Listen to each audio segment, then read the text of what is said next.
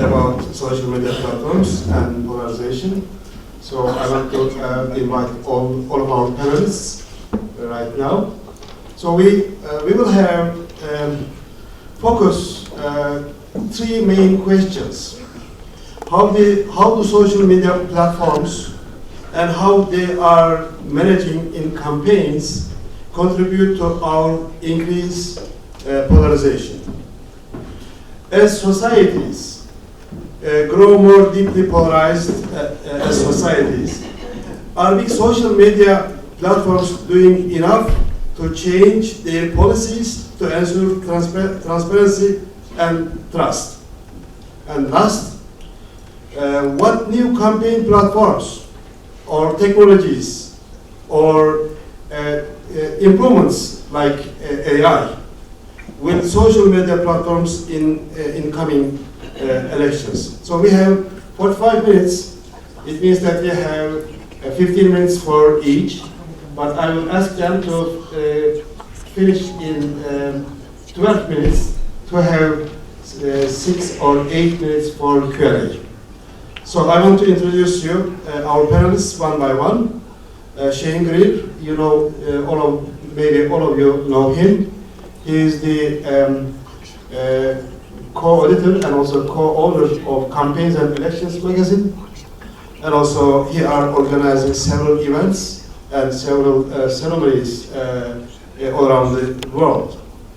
Sam Jeffers, he is the co-founder of Who Targets Me, an initiative to help voters understand how political parties are chasing their vote using like Facebook advertising. Before Who Targets Me, Sam was a part of some other initiatives, and he spent 7 years at Blue State Digital as UK Managing Director and then Executive Creative and Strategy Director. Last but not the least, LEVINE. She is an experienced communication and campaign strategist specializing in issues, politics, campaigns, sustainability, and the non-profit sector. So I want to invite Shane first, and then the others. Thank you. Okay. Okay.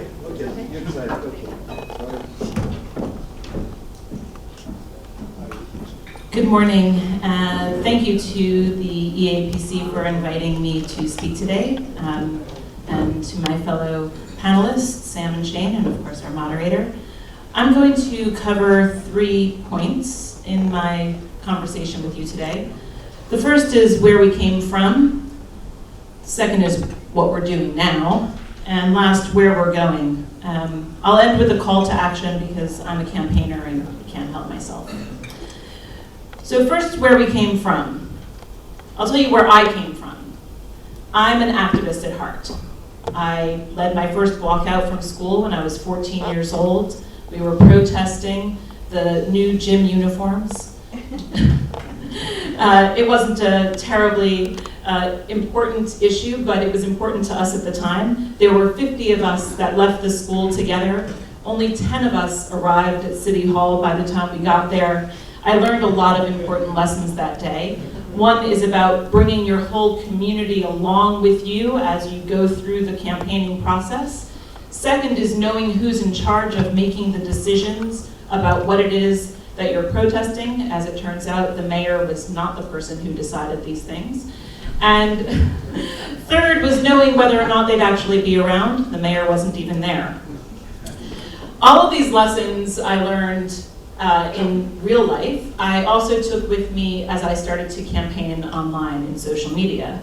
And I'm old enough to remember the good old days of what we once called social networking, which was a world of discovery, a world of connection, of figuring out how this brand new, brave new world worked, where Facebook, and then sending off that first tweet, figuring out hashtags, learning Instagram, becoming more visual, off to Snapchat, learning how to become even more visual, being told to get off Snapchat by my teenage daughter, and then what we're doing now.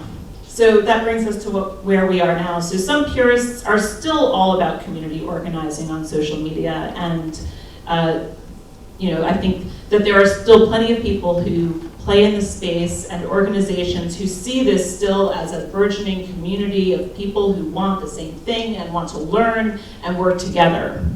Unfortunately, the trend on social media is toward the dark arts of campaigning. And campaigning has ruined the way that politics can work on social media. This is a bit of a part 2 of what Jory Craig talked about yesterday. And specifically in terms of advertising, which is one of the arts that the company I work for now practices quite well and practices with a lot of transparency and accountability, but can become a problem. We have the problem of advertising to lookalike. So when we place ads on social media and we see how well they're doing, and then we create a new profile of lookalikes to the people who responded to those first ads, and then we keep narrowing that network down and fragmenting what was once an entire community to just the community of people who are responding to what we're saying.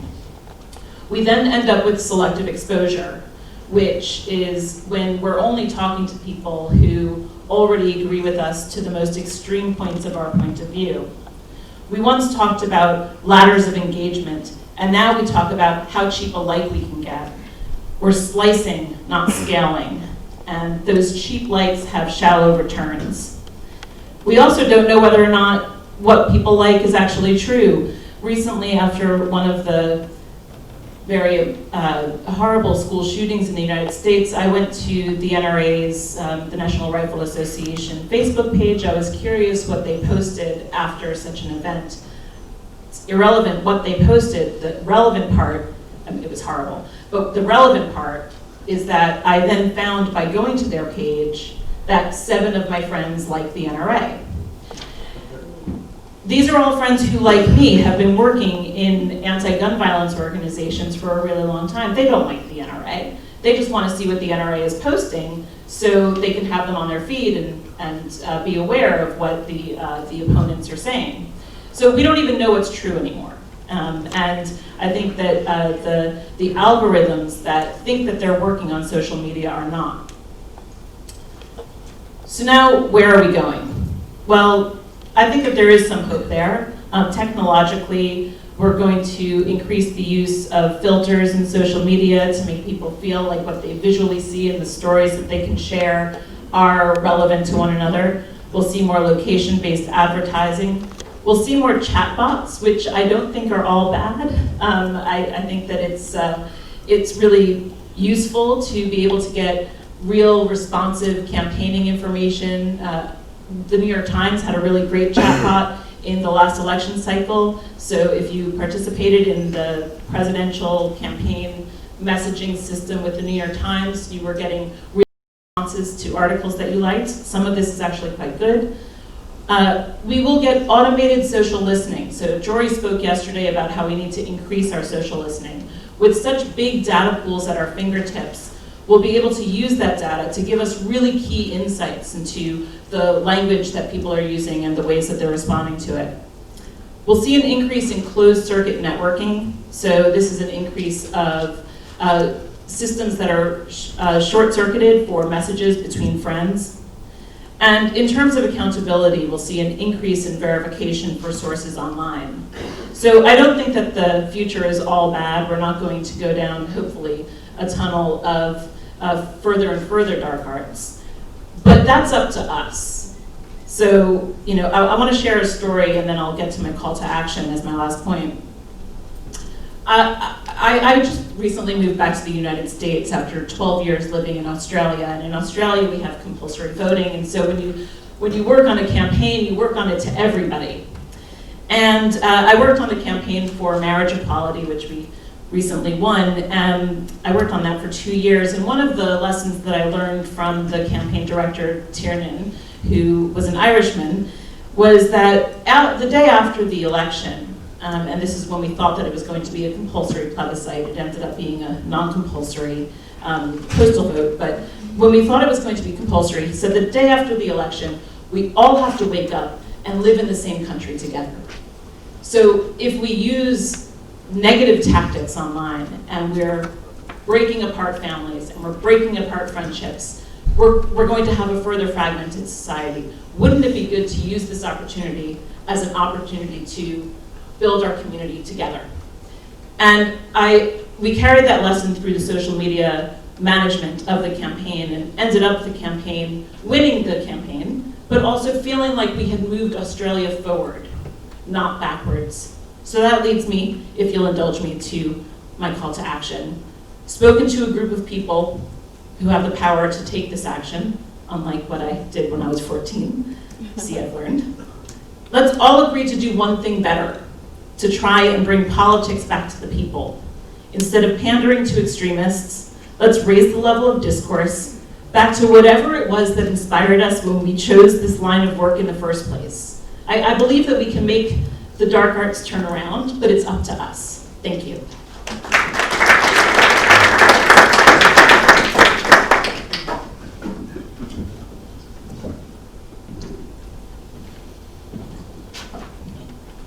Hi everybody. I had some slides. Is there any chance of some slides? I can do it without. It'll be a bit less organised. Nice one. So I don't think my name's Sam Jeffers. I run this project called Who Targets Me. We investigate the influence of social media advertising on elections. Firstly, I'd sort of start from the perspective that I don't think I can say it better than the way Dave just finished up there about what we're trying to do here is to kind of return campaigning to a place where people understand it, put it back in a place where things are more transparent and accountable. And I'll kind of come to that in a minute, how we're trying to do that. The slide thing, next slide, okay. So, the reason we're running this project is that we have 3 elections in a row, the UK 2015 general election, the Brexit referendum, and then the Trump election, where in each of those cases, the 3 results came out against the expectations of what the polling and the kind of pre-election coverage was suggesting. They were all going to be very close, but the result came out the opposite, and people were very surprised by the results. And so one of the factors credited in each of those 3 cases was the extensive use of large sums of money being spent on Facebook advertising. Particularly targeted advertising, particularly into places where the media wasn't able to see it, where voters weren't really able to kind of see that happening at large. It was kind of small scale, lots of money being spent in narrow places and with quite provocative messages and some of the things that Dave was talking about. So what was going on? So we try and work on this at 3 different levels really. So one is the kind of global level. So what's the impact of social media advertising on elections and our politics in general? At the national level, how can we show what parties and candidates are trying to do to win elections? So this idea almost of reverse engineering election strategies from the places that people are spending their money. And then in the personal, how do people understand why they're being targeted? Why am I seeing these ads? Why are these messages tailored towards me? What data is being used to put them in front of me? So how does it work? So anyone who wants to participate in our project can install a piece of software we built, which is a Chrome extension or a Firefox extension for their browser. We ask them questions about where they're based, their age, their gender, some of the reasons why they might be being targeted with ads in the first place. And essentially then you just use Facebook as normal. The software scrapes your Facebook feed as you use it for all the ads, and then we do some classification. So we look at which organizations are buying ads, where they're buying them, what keywords are being used, what's the messaging being used, all these sorts of things. And the software itself reports back some local stats. So on the right there is kind of the next version, which we're hoping to release in the next few weeks, but it tells you who the party showing the most ads is, how much time you spend on Facebook, how many ads you've seen, how many of those ads are political, and how the breakdown of that looks by party and candidate and things like that. So that's a way of us explaining how advertising is being used at the personal level, and then we also then work with journalists and academics and others to kind of tell the story of that. And so we've had coverage in most of the UK media and quite a lot of international media trying to explain this issue to people. Just in terms of numbers, there's 2 of us doing this on a voluntary basis. We've been doing it only for 11 months now. About 15,000 people have installed the software. We have users in 42 countries. We've covered 4 elections, so the UK, Germany, Austria, and Chile so far. We have 6 in progress for this year. We've captured thousands of political ads, and we're starting to work out how we put that out into a public database and kind of show that to people. And overall, those 15,000 people have captured over 20 million impressions of Facebook ads around the world. So we have this big data set to try and understand and explain what's going on. And some of the things that we're trying to look at are some of these challenges, right? So really large sums being spent on social media advertising. Certainly in the UK, over the last 4 or 5 years, that's for the first time. We don't have TV advertising, we don't have radio advertising, we don't really have print advertising to this extent. Social media advertising is kind of open area, unregulated area, something that we haven't really looked at so far. The use of data in campaigns, so ever more extreme forms of micro-targeting and trying to understand voters in ever different ways of trying to target them as well, so not just through what we know as their political interests, as talked about in the last session, but do those other interests correlate with whether they're into pop music or Coca-Cola or whatever else, and how do we do some of that type of stuff? There's no check on advertisers, so our database is riddled with these organizations that have no origin, no idea who's behind them. They're saying things to particular audiences because they want to persuade them of their viewpoint, but you have no real idea who they are. There's no transparency of the data being used, how you get an advert in front of somebody and what data you're using to make that happen. Facebook gives you some type of targeting criteria, but you can use all sorts of other sorts of sort of seed data for that and how that works. Electoral law no longer really works. So in the UK we have this distinction between national spending and local spending. It's completely broken in an age of targeted social media. It's completely broken in an age of new technology and how money's being spent.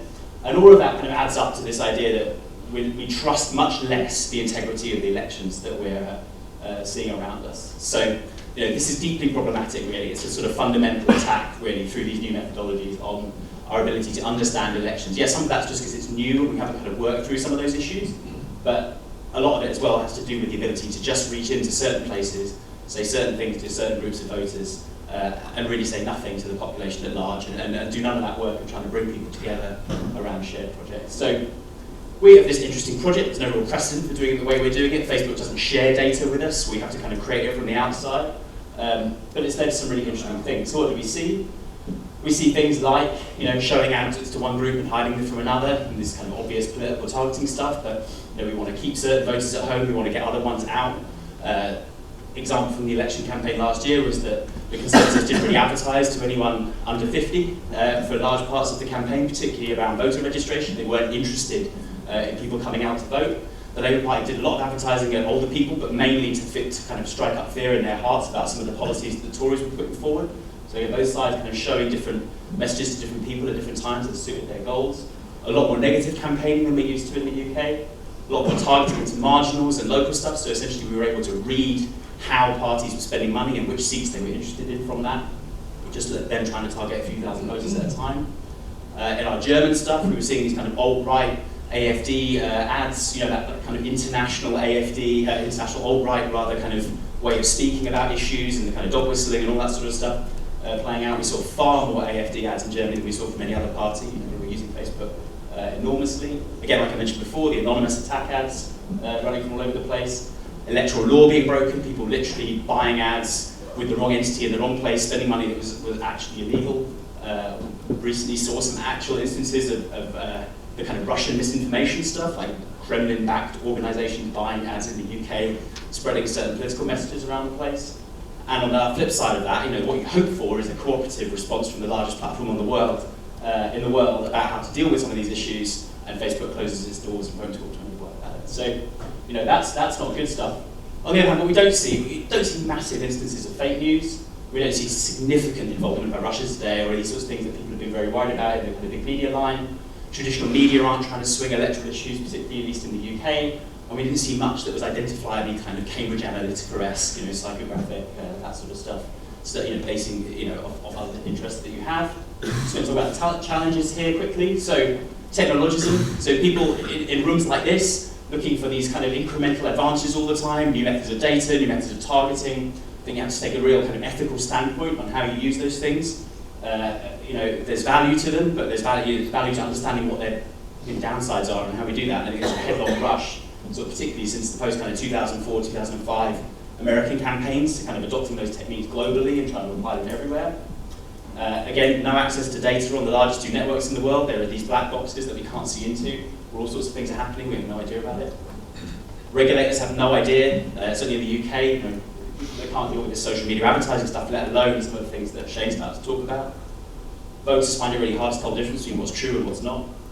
Huge problems there about literacy and how we kind of deal with those issues around fake news and stuff. And then these kind of ideas of new products launching, so AI-driven programs, the ability to kind of have ads almost running themselves and things like this, being able to pay for bots and other people to kind of mimic human behaviour and those sorts of things. Again, these are really scary for the idea of a kind of democracy that we understand. So we need to do much more about that stuff. So the future of what we're trying to do, more users, more countries, more ads. building our advocacy approach. So we started talking to the regulators, we're trying to talk to the platform companies themselves, trying to give people a better sense of how they're being targeted with which messages, give them more accountability over that so they can look back over them if those messages disappear as you scroll through a feed. Better search tools, better research partners, all that sort of stuff. So really trying to work out how we build the data to understand this stuff properly from the outside of a campaign or outside of a platform company.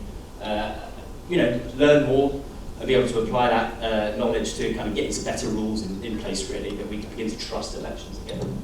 I've raced through the last bit there, but if anyone wants to talk to me about it afterwards, I'm happy to do so. Thank you.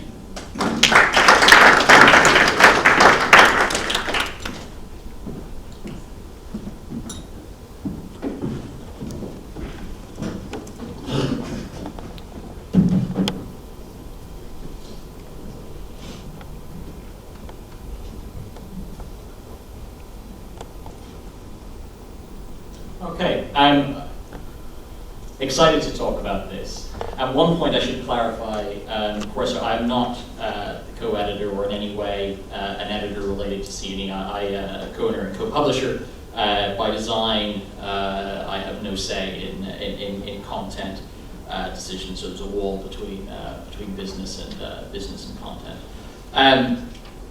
My hope, and I should start by saying that I'm a techno-optimist. I'm long been very optimistic about what we will be able to do and achieve in bringing people together online and using it as a tool to organize. And I don't just mean that in the political sense, I mean that in the sense of connecting with one another. That said, it is my earnest hope that at the end of the remarks I'm going to make that I scare the shit out of everyone.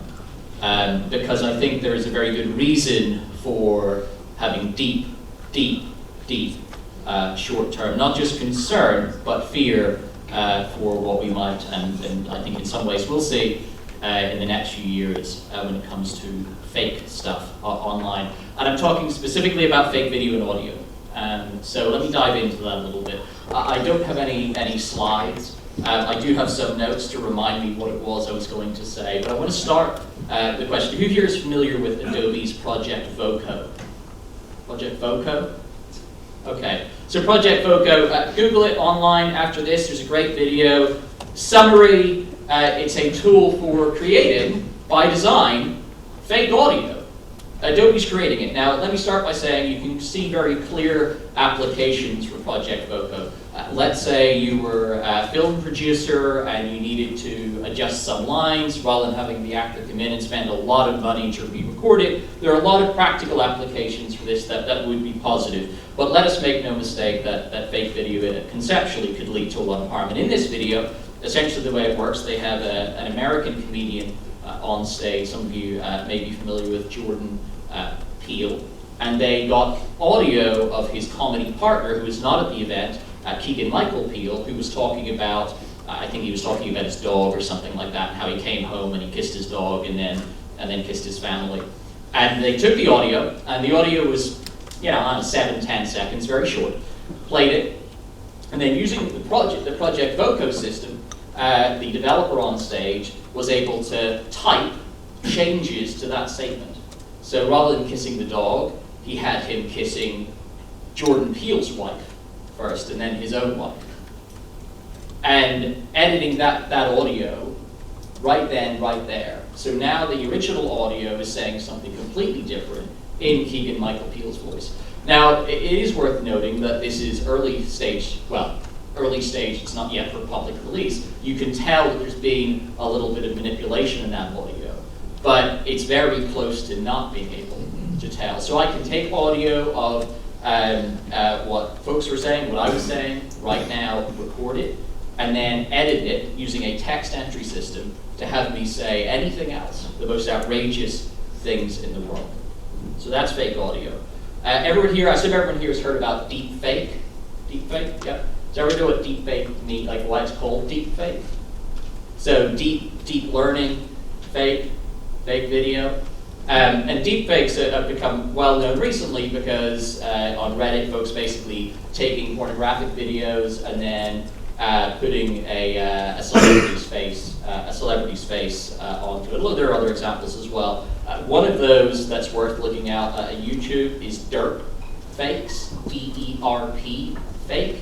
Derp Fake is a YouTuber who, in fact, actually there's an article this morning about it. Essentially, SNL, a big US show where they have like Alec Baldwin doing videos where he's pretending to be Trump, and one of the other actors doing videos where he's pretending to be Putin, and they just took that video and then they superimposed the real person's face on it. So on one side, you've got Alec Baldwin as Trump, and then you've got that same video on the right-hand side of the video, but they've actually superimposed the real Trump's face onto it, and it's seamless. It's very good. Now, that's troubling in itself. That's one type of fake video, deep fakes. I want to also talk about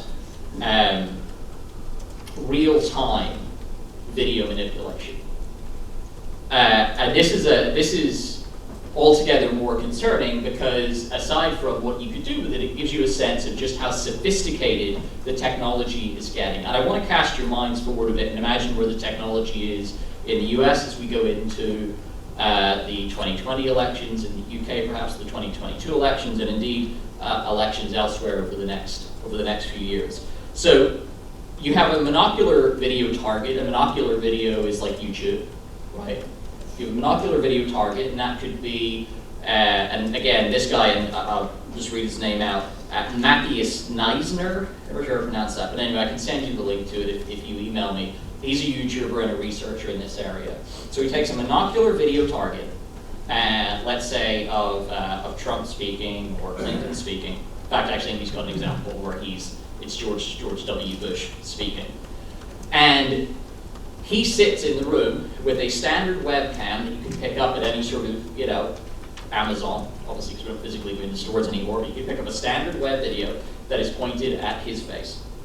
Now, you have the target video, monocular video, you have then a monocular capturing, a 2D capturing of the person in the webcam, who is then able to, in real time, render a fake of the original video in which he is controlling the expressions, totally controlling the expressions. So it was a speech of, I think in the George W. Bush, I think it might have been actually the one post 9/11, as 9/11 was happening when he was in the school. It doesn't really matter. The point is that he was there, he was talking. But suddenly in the other video, you have Nesner sitting there, and he's going like this. And the George W. Bush is doing exactly that. And it's important to stress here that it is absolutely perfect. It's not, you look at it and you would not be able to tell that this was not George W. Bush using a monocular target video, that it was not him in real time that was rendering these facial expressions. The final thing I want to touch on is a QMU project in London, which was looking at how you take a non-rigid, like a two-dimensional, like a monocular two-dimensional video like YouTube, and create a dense 3D rendering of it. Now, why is this relevant? I think because, for example, if we look at virtual reality, kind of augmented reality headsets becoming large, more mainstream consumer devices, which they obviously will because it's fantastic fun over the next few years, you're able to take a two-dimensional video of someone and from that render a lifelike 3D composite. And you could have an immersive experience with what looked like the real 3D person with fake audio attached to it that appears completely seamless and have them saying anything. So the parting note I want to make here is that we have tools now that allow us to create fake videos. We have tools now that allow us to create fake audio. As those things blend, and as we move into elections over the next couple of years, we are going to see more and more of this. And that's important in the context of democracy. It's important in the context of electoral campaigns. It's important in the context of, holy shit, I was going to say, it's not like you need to create many fake videos of Trump saying crazy things, but you could create a fake video of Trump saying something very, very dangerous at exactly the wrong time on the world stage. The one example I would give of how I could see this being very devastating in a political campaign context. Does everyone remember, why on earth Hillary Clinton would have said this, other than being a terrible candidate, I don't know, but her deplorables comment. Everyone remember the deplorables comment? Yeah. I mean, single, possibly one of the worst examples of a politician screwing up in the campaign and doing a lot of damage. Well, it's very easy, quite soon, to just create those moments. Have whoever you want saying it, and put it out there. Now imagine how easy it would be to rebut that in real time. This fake audio is suddenly out, someone sharing it. Would you be able to rebut it? What does that do to a campaign? And consider how easy it will be to do. This is off-the-shelf stuff very soon.